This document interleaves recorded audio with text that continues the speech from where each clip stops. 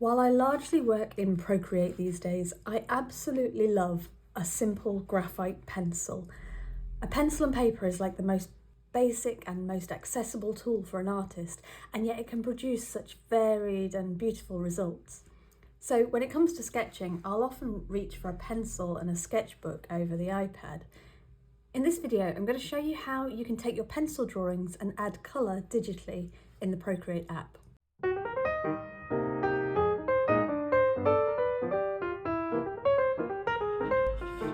I'm starting to lose my voice because it's winter and I have an autoimmune disease, and that's just how it goes for me every year. And also today there are lots of workmen digging up the road right outside my window. They're laying fibre optic cables, which is great for the high-speed internet, but not so great when you're trying to record a video and they're all yelling at each other and using diggers. I'm going to keep going and hopefully it won't be too distracting. I've got a couple of simple bird drawings here. This one is in regular graphite on a sort of very slightly textured kind of cartridge paper. And this one is done in oil-based pencils on a creamy coloured, very, very smooth paper. And obviously the first thing that I need to do is scan them in. There's a lot more info on the scanner that I'm using and the settings that I use in this video, so I won't cover that here. Let's skip ahead to the iPad, and I'm going to just open up those scanned images in Procreate. And the first thing I'm going to do is just crop that image to get rid of the bits from around the edge that we don't need. And then using the adjustments menu here, I'm going to go to curves and just adjust the levels of the image. So we're making the whites whiter and adding more contrast with the blacks. Now there are a couple of different ways we could change the colour of this image. The first one involves changing the colour of the graphite pencil strokes themselves. It's not something I actually do, but I will just go through it quickly to show you the process.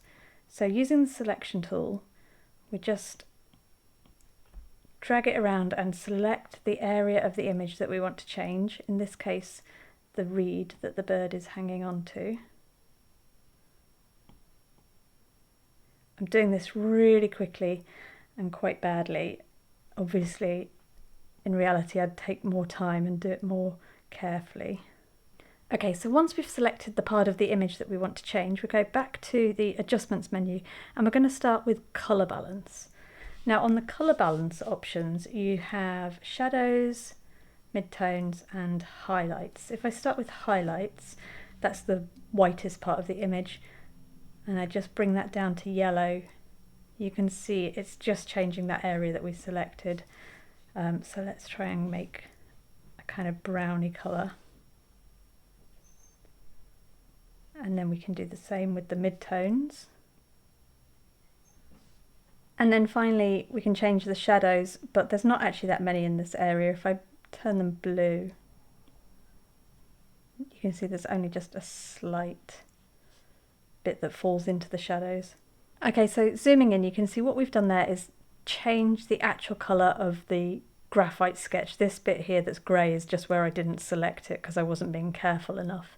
And as I said, that's not a technique that I really use. So let's undo that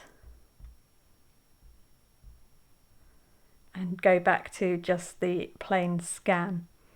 Now what I prefer to do if I'm adding colour to something from my sketchbook like this is to preserve those graphite marks and just add colour underneath them. There are two ways that you can do this. There's a quick and easy method, or there's a slightly more complex method which gives you a little bit more freedom to play around with. Let's start with the easy method.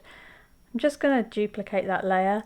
I don't need to, but it's just good practice in case I mess this up. I've still got this one that I can go back to. Now on that layer that I'm working on, I'm just going to switch the blend mode to multiply, and that means that that layer is now transparent, so anything that is underneath it will be visible. And if we add a layer underneath that sketch layer, we can just start colouring it in. And the pencil strokes will still be visible above. I'm not going to do it green, that's weird. And the beauty of doing this with the brush tool and a pen rather than the selection tool and going around the edge and selecting the area we want is that we can get into these little feathery details here around the edge and really add sort of more detail than we could with the selection tool. Now again, I'm just doing this really roughly. I'm not doing a very neat job here, but it's just for the purposes of the demonstration. Fill that bit in. And when I colour in this way, I keep each area of colour or each different colour that I'm using on a separate layer, and that just allows me to make any changes that I want to without affecting everything. Okay, I've just done that very roughly, but you get the idea. Now, the colours I've laid down there are obviously just solid colours and they're very flat. There are some artists who make amazing pictures using their scanned graphite drawings with very flat solid colours added to them. I don't think it really works very well for me or for my drawings. I prefer to have a bit more texture in there. Now, because we're using Procreate, we could of course just select one of the really nice textured brushes that we have, and we could paint that bird in that way, adding texture and colour wherever we want it. Let's try a different brush.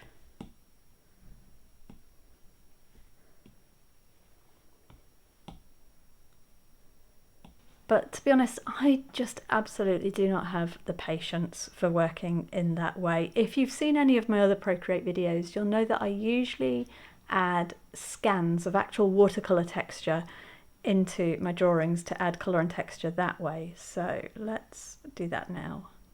Go to Add, Insert a Photo, and I've got lots of different ones to choose from here that I've already scanned in. Let's go with this. Okay, now, because we've already got his body shape filled out here on that layer that I just painted in, if we set that watercolour scan to clipping mask, it will just clip to that area, and then we can move it around and see where we think the paint stains look best. I might leave it kind of like that. And then of course we can still go in with the brush tool and add areas of colour if we want to. Okay, that was using the multiply option on the sketch layer to do that very quickly. I did say that there was a second way to add colour to the graphite drawing, and I'll show you that now. Let's just start by hiding these paint layers and going back to that graphite scan. We're just going to swipe down with 3 fingers and hit copy. We're going to come back to that copy in a minute. What we do first is add another layer, and we're going to fill it with black. Now on that black layer we're going to select it and press mask, and that's added another layer above it which is called layer mask, and what that layer is doing is it's masking out certain parts of this layer and leaving some of them visible depending on what is on that layer. At the moment nothing's on it, but we're going to swipe down again and hit paste, and it's pasted the image of the bird that we had. Now at the moment it looks weird because it's in negative, so we're just going to press on that layer and hit invert, and it's inverted that so that we can see the original drawing. Now it looks very dark and heavy at the moment. That is because we're also seeing that original scan layer we had. If I hide that, you can see that what we're left with from these two, the layer mask and the black layer, looks very much like the original pencil drawing. And if I put the colours back in from the bird's body, it's very similar to what we had before. So what's the advantage of doing it this way? Well, this layer doesn't have to be black. We could make it any colour. If we're on the right layer, we could make it any colour we want. If I select something really bright.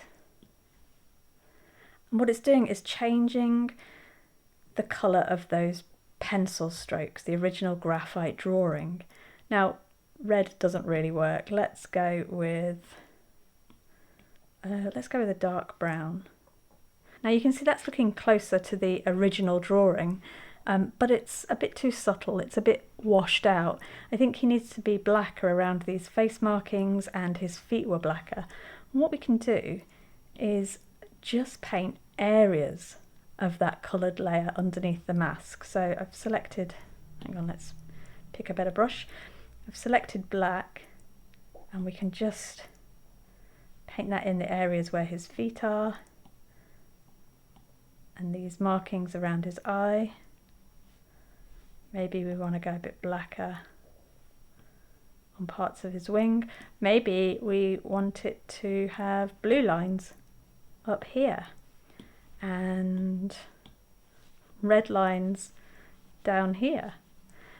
I mean, that doesn't really work, but you get the idea of what you can do with these layer masks. And if I hide the coloured layers from the body, you can see how you could potentially just have a lot of fun tweaking and changing the colours in your pencil drawing. Okay, now I've made a great big mess. I'm just going to hide those, switch that multiplied layer back on with the colours. Now that was quite a quick fly through, this technique of changing the colours on my pencil drawings. I'm not saying it's the best way to do it or the only way to do it, it's just the way that I learnt. And if you know of an alternative technique for adding colour in Procreate to a sketchbook drawing, then I'd love to know. Do leave a comment, and I'll see you soon.